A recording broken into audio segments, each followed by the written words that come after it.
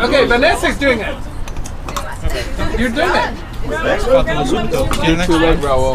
Plate the lamb? Wait. I told him you don't need this, right? Please try that. How are you finding this, by the way? Then? So you got flavours. Yeah, you got some sweet. Yes.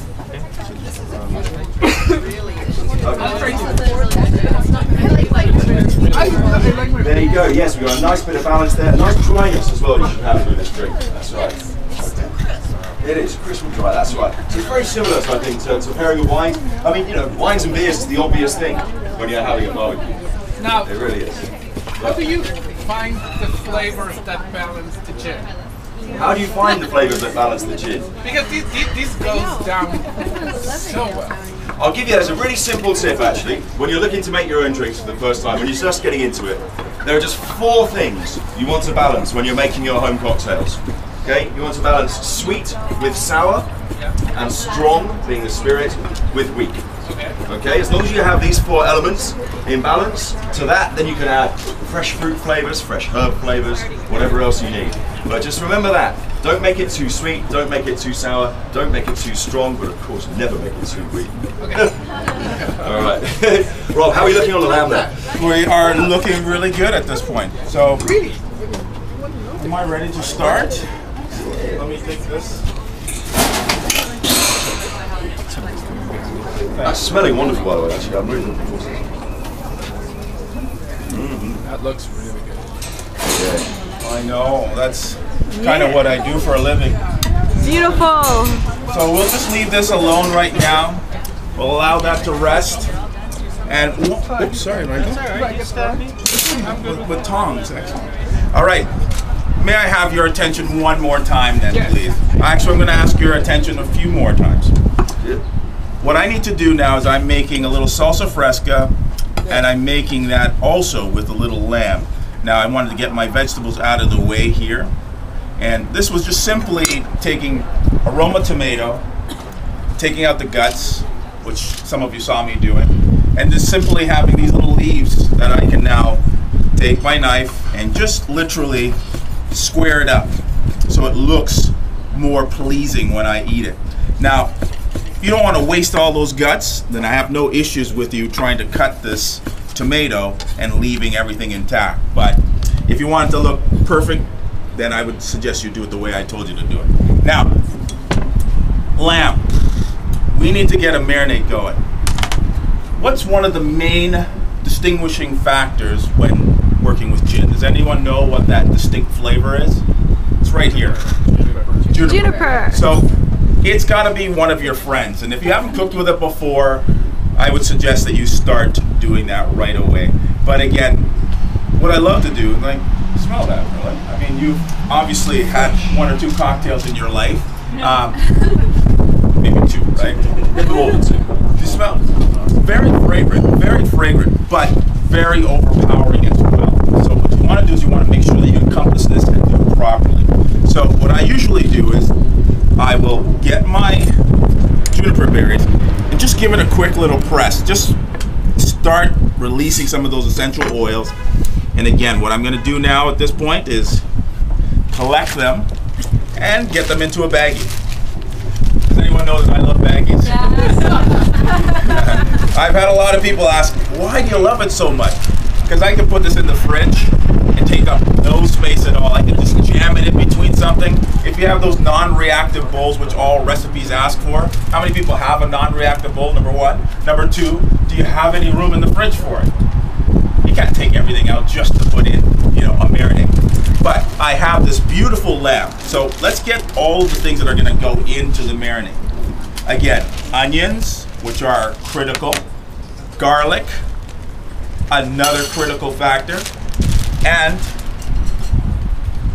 here we go. We're going to get some gin, and be liberal with that, but we need to balance that out with a little bit of olive oil. Now you can use regular cooking or canola oil or vegetable oil, but what's really important is that you balance out both of them. So we have that in the bottom. We can take our lamb, which I will open up a little bit. If you don't want to, I bone this out myself. but you can easily have your butcher do this for you. And what I will do is, I'm just going to separate this. I'm going to cut that in half. And I'm going to get this into the marinade. 24 hours in here, you will do yourselves a lot of favor. A lot. But what you want to do is, you want to marinate, get all those flavors mashing and melding together. And then you want to get this onto the grill. So before I get it onto the grill, I'm just going to leave this here for 2 seconds. What we want to do is, we want to create the dressing for the salsa fresca. So tomatoes are cut, and I have some chilies that are going to go in there, and I have some onions that are going to go in. We're just going to leave that off to the side right now. What's important now is that we make a vinaigrette. Now, why are we all here? Don't drink responsibly. All right, so I'm going to get a little bit of gin down here in the bottom. I'm going to get a little bit more acid into this environment by adding a little lemon juice. And I'm not going to be using any type of mustard to act as an emulsifier here. What I'm doing at this point is I'm just going to combine these ingredients together. So that's gin and that's lemon juice. That's it right now. Next we have to add in is our olive oil. So if you're doing this at home all by yourself and you need a hand, what I like to tell people is that get yourself a little cloth like this. Now you created a little base for yourself. So if you need a hand that's free, this is all tips I'm charging for this guy that you can't leave, all right? Hold the bowl with your finger and do your best to drizzle in the oil in a steady stream. And it will emulsify. Guarantee you it will emulsify. So you just want to make sure that you're drizzling in as much oil as you need. And again, just whisk, whisk, whisk. And that's all of the tomatoes that we have right now. Now, most salad dressings, if I ever said to anybody, how do I know that this salad dressing's any good? I gotta taste it. That's a little too big. And I know exactly what's going to be at issue here right now because I haven't seasoned it yet. But I want to know, is my gin and my olive oil in the right combination? I want to ask this question to most people. That's really good. Now, you've never heard anyone say, that's shit. No, this is really good. Now, how many, is there anyone here that's willing to give this a shot? How about you? Sure thing. There you go. Now, I just want you to taste the dressing itself right now. It's not completed. It's not completed. We just have a little bit of gin. We have some olive oil there. A little bit of salt. We just want to balance those flavors out because we're going to add some more ingredients here.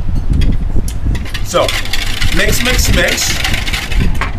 And all I'm going to do at this point is I'm going to add my onions straight to the tomatoes. We have the chilies. Also, we'll add that straight to the tomatoes. We're gonna mix this around gently. This is just a little salsa, fresh salsa that you can make at home by yourself. Season that up with a little bit of salt. Obviously a little bit of pepper. And we have our dressing here now. So what we can do is we can take our dressing and we can pour this directly over top. So we've incorporated the gin with our tomato, our salsa fresca. And all we're going to do at this point is just mix that around nice and gently. Put this into the fridge, let it set up for about an hour, and you'll be very happy. So while my salsa fresca is just